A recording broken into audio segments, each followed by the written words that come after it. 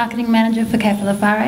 Like any small or medium-sized business, this can only scratch the surface of what I really do there. And the coolest thing I do is I judge barista championships, local championships, and the coolest thing I did last year was, one, write a book about coffee, how to make really good coffee, Random House, 2010.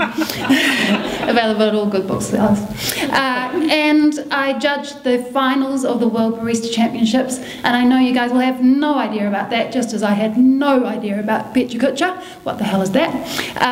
But it is an amazing championship where 54 nations compete against each other, and we haven't had a New Zealand World Barista Champion, and one day we will, and I want to be part of what makes us get one. The other cool thing I do is I'm on the committee of the New Zealand Coffee Roasters Association, and we own the New Zealand Barista Championships, Cupping Championships, and in short, Jessica Godfrey loves coffee. Nick, please. How far would you go for a cup of coffee? Well, last year, at the end of last year, I went to Ethiopia. Ethiopia is one of those countries that are rich in romance for me. Harar, Yoga Caffe, Sidamo, these words are steeped in sensory romance for me. It is the birthplace of coffee and a place that was rich with romance for me. Ethiopia is landlocked. It's surrounded by all sorts of poor nations. The richer Kenya to the south, and if you're going to get coffee anywhere, it's in a truck for several days across the border to Djibouti and to the port. This is my team. I went with 18 people, a disparate group of people, I guess do-gooders. We were there for Habitat for Humanity Ethiopia, the Global Village crowd, and I had a wonderful time with these people. 16-year-old Jeffro, a punk who was pulled out of police custody the morning that we left, to 74-year-old Jack, who had been to Ethiopia 4 times building. 16 degrees. Can you believe that that is the average temperature of Ethiopia? I thought it was going to be so hot. 16 degrees, that's it. And it is lush and beautiful. It's not dry and arid. Ciao. Bravo. And espresso machines everywhere. Ethiopia is steeped with an independent spirit, but one of the coolest things from its colonial past are these Italian influences, these bits of language that infiltrate their language. The religion, 60% Christian Orthodox and Muslim, and these two people sit side by side blissfully. They seem to get on really well, and I think that is an amazing message for the rest of the world.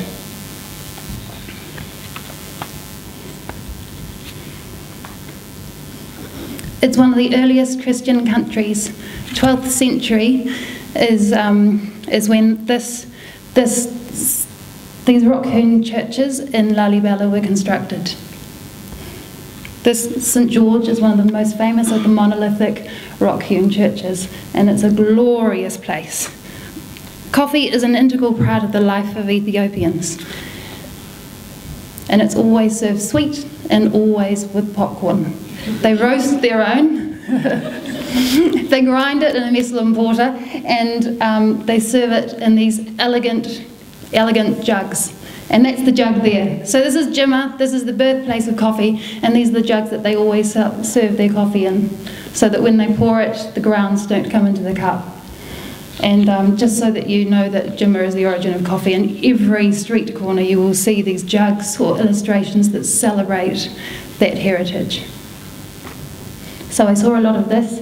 I saw seedlings, cherries, men drying the coffee out on these raised African beds, and the division of labour, the women would do all the sorting. And everything they would sort out that were defects, that all went into the local coffee market, and that's what we were drinking every day. Transport. For most Ethiopians, what's their transport? Their legs. But public transport is very important. So Toyota Hiace vans for us. These people transported us every day for 2 weeks, but there were also horse and cart and also Bajaj tuk-tuks. No plastic, no litter. It was amazing. Plastic has value to Ethiopians. If you throw it outside a window, somebody will pick it up. It's a light and very easy method for carrying their water. that they can walk very far for. And I think that's wonderful, not to value plastic and not throw it away. Pepsi, Coca-Cola, cheaper and more accessible than water. And they'll paint all the small shops in the colour for the red for Coca-Cola and the blue for Pepsi. Rest and recreation. When I saw this on my itinerary, I was very excited. I had a range of swimwear, bikinis, and I thought cocktails in a swimming pool. I did not wear my bikini amongst these pilgrims. I might have looked a bit strange.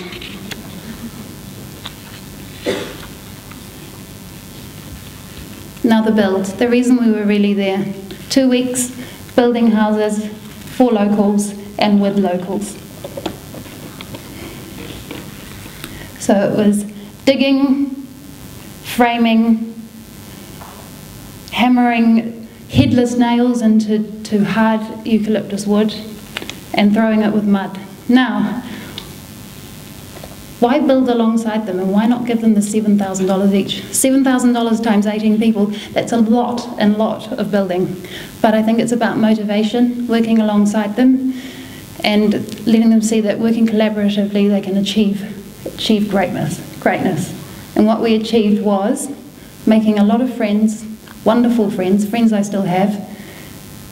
We walked to the heights, 3,500 metres. That was a wonderful day, a 6-hour trek. And also Nicola and Adesu met each other, fell in love, and next month will get married.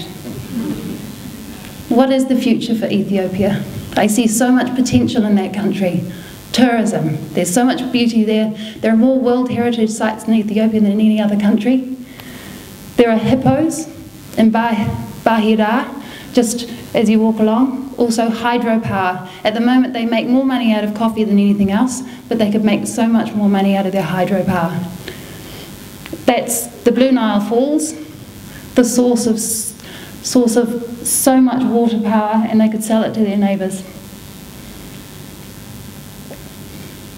In my last slide, I know I want to go back, and I wondered why I wanted to go back. It's the people, the beauty of the country, and the coffee just tastes so much better now than it ever did before.